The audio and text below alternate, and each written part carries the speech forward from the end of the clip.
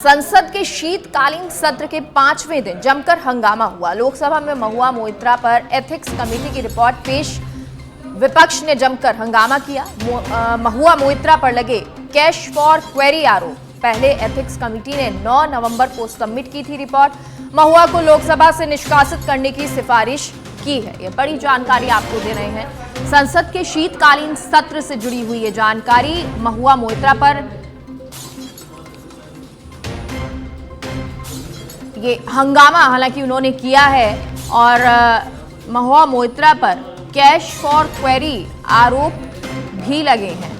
हंगामा आज संसद के सत्र में हुआ। 5वां दिन लोकसभा में महुआ मोइत्रा पर एथिक्स कमेटी के रिपोर्ट पेश पर विपक्ष ने जमकर हंगामा किया। पहले एथिक्स कमेटी ने 9 नवंबर को सबमिट की थी रिपोर्ट। महुआ को लोकसभा से निष्कासित करने की सिफारिश की है। सदन में महुआ रिपोर्ट पर बहस हुई, हंगामा हुआ। विपक्ष ने जमकर हंगामा किया है और अब लोकसभा से निष्कासित करने की मांग भी की गई है। महुआ को लोकसभा से निष्कासित करने की मांग की गई है और इसको लेकर विपक्ष ने जमकर हंगामा भी किया है।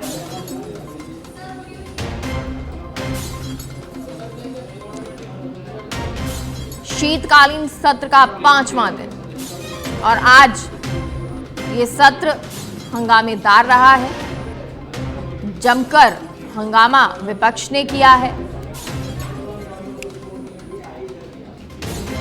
और इसको लेकर महुआ को लेकर लोकसभा से उनको निष्कासित करने की भी मांग की गई है।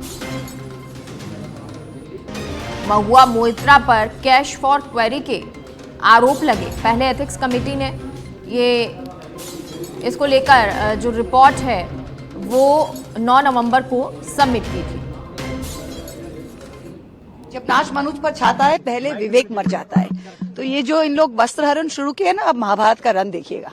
लोकसभा के बिजनेस में ये लिस्टेड है तो रिपोर्ट पेश होना तो पब्लिक डोमेन में है। अभी आगे की कार्रवाई स्पीकर साहब तय करेंगे कि वैसे रूल्स जो इसमें स्पष्ट है कि जो रूल्स 316 है उसमें आधे घंटे की चर्चा का भी उसमें उल्लेख है। सारी चीजें उल्लेख है। पहले रिपोर्ट तो ले होने दो, उसके बाद हाउस में क्या कार्रवाई तय स्पीकर साहब करते हैं।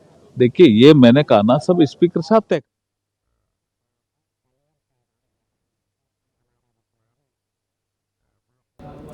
अलग अलग रिएक्शंस आ रहे हैं और अर्जुन राम मेघवाल को आप सुन रहे थे। उन्होंने कहा कि ये तो लिखा हुआ है, इसमें कुछ गलत नहीं हुआ है, आगे क्या कुछ होता है ये भी देखना होगा। वहीं दूसरी तरफ विपक्ष की तरफ से भी अलग अलग बातें कही जा रही हैं, अलग अलग तरीके से वो अपनी बात को कह रहे हैं। ये पूरा मामला जिसमें महुआ रिपोर्ट पर बहस हुई है और इसके बाद हंगामा इतना बढ़ गया कि महुआ मोइत्रा को निष्कासित करने की मांग भी की जाने लगी। विपक्ष ने इस पर हंगामा किया है। जोरदार ये हंगामा नजर आया है। परिस्थिति में हम सबको इस सदन के गौरव, सम्मान, नैतिकता और अस्मिता को अक्षुण्ण रखना हम सबकी सामूहिक जिम्मेदारी है। मुझे आशा है इस विषय पर जब हम चर्चा करें तो सदन की मर्यादा, उच्च कोटि की मर्यादा और पूरे देश में इस सदन के प्रति लोगों का विश्वास, भरोसा बना रहे और व्यक्तिगत रूप से भी जिन लोगों ने हमें चुनकर भेजा है, हम व्यक्तिगत आचरण में भी हमारा व्यवहार ऐसा होना चाहिए कि हम लोकतंत्र की उच्च मर्यादा को कायम रख सकें। मैं नियम 316(e)(2) के विषय पर अधिकतम आधे घंटे की चर्चा की अनुमति देता हूं। माननीय सदस्यों से आग्रह है कि ये टाइम तो बढ़ाइए ना प्लीज। ठीक है, कंसिडर आधा घंटे में सब पार्टी बोलना चाहिए। श्री अधीर रंजन चौधरी जी। सर, आपने अपना पीड़ा जताई और ये सुनकर हमें ये यकीन हो रहा है कि कम से कम कोई हमारे साथ रहे या ना रहे, हमारे स्पीकर साहब एक कस्टोडियन की होने के नाते सही दिशा पे सही निर्णय जरूर लेंगे। सर, मैं छोटी सी 2-3 बात कहूंगा क्योंकि हमारे पार्टी की तरफ से मनीष तिवारी जी इस पे अपना बात रखेंगे। है कि 12 बजे की बाद आज ये पेपर मतलब ये रिपोर्ट ले हुई है, एथिक्स कमेटी की रिपोर्ट, और 2 बजे के साथ साथ सर अपने इस मुद्दे पे चर्चा शुरू कर दी है। सर, ये पेपर जो हमारे पास रिपोर्ट आए हैं सर, वो दिखाने की मैं कोशिश करूंगा आपको। ये सर देखिए 106 पेजेस है और सिर्फ यही नहीं, सारे एनेक्स्चर वगैरह कुल मिला के 495 पेजेस है। सर, मुझे ये सवाल करने आता है कि कोई ह्यूमनली मतलब कोई हमारे कोई मेंबर जो भी हो इतना जल्दी में मतलब 2 घंटे की मोहलत, और ये 2 घंटे भी नहीं हुई है, 12 बजे की बाद यहां से निकलना, इसको डाउनलोड करना करते करते आधा घंटा पौने घंटे निकल चुके हैं, फिर सर 406 पेजेस है। तो आप ये कहिए कि कोई मनुष्यों की इतना क्षमता है कि इतना जल्दबाजी में सारे पेपर पढ़ ले और उसके अंदर कोई गलतियां है, कोई उस बारीकी से जानकारी लेने में वो कोई कामयाब हो सकते हैं? अब बताइए। ये भाई सब एक कॉमन सेंस पे आधार पर मैं ये पूछना चाहते हैं।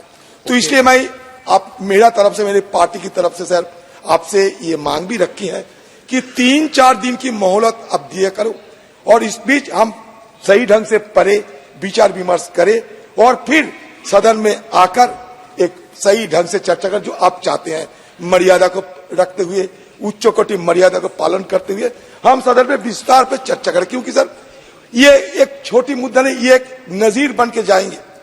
ये नया सदन एक नजीर बनाने जा रहे हैं। इसमें सर ये नजीर में कोई खामियां ना रहे। सर, मैं एक छोटी सी बात, मान लीजिए सर कोई न्यायालय में भी अगर किसी को सजा होता है, वो भी मौत की सजा होते हैं, तो न्यायालय पूछते हैं कि भाई आपको कुछ कहना है, जिसको हम नेचुरल जस्टिस बोलते हैं। सर देखिए, ऑडी ऑल्टेरम पार्टेम ये एक शब्द निकालते हैं सर हमारा रूल से, कि मतलब ये कि ये जिसके खिलाफ कोई मतलब शिकायत है, ये नेचुरल जस्टिस कहते हैं, उनको बोलने का मौका देना चाहिए। जैसे कि महुआ मत को नाम लिए गए, जिक्र किए गए, उनके खिलाफ शिकायतें हैं, तो उनको तो कम से कम बोलने का मौका देना चाहिए। नहीं, आप खुद बताइए सर, मैं आपकी विचार पर ये छोड़ रहे हैं। और साथ साथ सर ये नया सदन ऐसा ना करे कि नया सदन एक नए कलंकित अध्याय की आगाज ना करे, ये मेरा शंका है। सर जिस सदन में महिला को महिमान्वित किया जाता है sir, this has to be expunge रोजाना महिला को सर महिला को एक्सपंज सर, महिला ये क्या चल रहा है सर? तो चर्चा और जिस सदन में चर्चा और सदन मेरिट पर चलना चाहिए सर। प्रधानमंत्री इसमें जो कि महिला रिपोर्ट में जो है उसका चर्चा चलना चाहिए। और जब 2005 में 10 लोगों को निष्कासित किया गया था, उसी दिन रिपोर्ट दिया गया था और उस टाइम भी 10 लोगों को इधर अपने बात रखने का मौका नहीं दिया गया था। ये रिकॉर्ड पे है। आज जहां तक मैं जानता हूं, उस माननीय सोमनाथ चटर्जी ने उसके ऊपर रूलिंग दिया गया था। ये क्या बात करे, और कलंकित वगैरह जो हुआ है, सारे देश इतना बड़ा वाइब्रेंट डेमोक्रेसी, इतना बड़ा दुनिया के सबसे बड़ा डेमोक्रेसी, अभी हमारे पूरा डेमोक्रेसी का जो एक कलंक है, वो कलंक के बारे में वो बात करो। सुनने का हिम्मत नहीं है, क्या करें? अरे हम क्या ज्यादा कुछ मांगे हैं? ये रक्षा मंत्री जी है, मनीष तिवारी जी, हो गया ना इनका विषय? 1 मिनट राम गोपाल जी प्लीज। अध्यक्ष जी, मुझे 31 साल वकालत करते हो गए और कई बार ऐसा मौका आया है कि जल्दी में बहस करनी पड़ती है, पर शायद आज पहली बार किसी कागज को बगैर संज्ञान में लिए मैं बहस करने के लिए खड़ा हुआ। ये बड़ी विडंबना है कि 12 बजे पटल के ऊपर रिपोर्ट रखी जाती है और 2 बजे उसकी बहस लगा दी जाती है। जैसे अधीर रंजन जी ने कहा, heavens would not have fallen, आसमान नहीं गिर जाता अगर 3-4 दिन हमको दे दिए जाते कि इस कागज को, ये जो रिपोर्ट है, इसको संज्ञान में लेकर, इसको पढ़कर अपनी बात एक अच्छे ढंग से हम इस सदन के समक्ष रख सकते, क्योंकि एक बहुत ही संवेदनशील मामले के ऊपर ये सदन फैसला करने जा रहा है। पर अध्यक्ष जी, मैं 4-5 चीजें जो बहुत ही बुनियादी हैं और जो नेचुरल जस्टिस से और जो मौलिक अख्तियार हैं उनसे जुड़ी हुई हैं, उसके ऊपर मैं जरूर अपनी बात कहना चाहता हूं। पहला सवाल यह है अध्यक्ष जी, that can the procedure of the ethics committee override the fundamental principle of natural justice, which is the organizing principle of every justice system in the world? और ये बात मैं इसलिए कह रहा हूं कि हमने जो अखबारों में पढ़ा उससे बहुत साफ तौर पर यह चीज निकल के आई कि जिनको अभियुक्त बनाया गया, जिनके ऊपर लांछन लगाए गए, उनको अपनी बात पूरी तरह रखने का मौका भी नहीं दिया गया। ये किस तरह का प्रोसीजर है? ये किस तरह की न्यायिक प्रक्रिया है? और इसलिए ये जो फंडामेंटल प्रिंसिपल है नेचुरल जस्टिस का, कि जिस व्यक्ति के ऊपर आरोप लगाए जाते हैं, जिसको अभियुक्त बनाया जाता है, उसको अपनी पूरी बात कहने का मौका मिलना चाहिए और जिस व्यक्ति ने आरोप लगाए हैं उसको क्रॉस एग्जामिन करने का मौका मिलना चाहिए। और जहां तक मेरी जानकारी है, जिन लोगों ने आरोप लगाए हैं, ना सुश्री महुआ मित्रा को और ना उनके किसी वकील को उनको क्रॉस एग्जामिन करने का मौका दिया गया।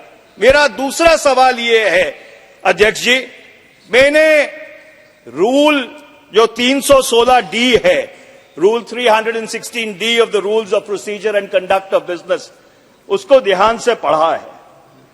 उसमें ये लिखा है, the recommendations of the committee shall be presented in the form of a report.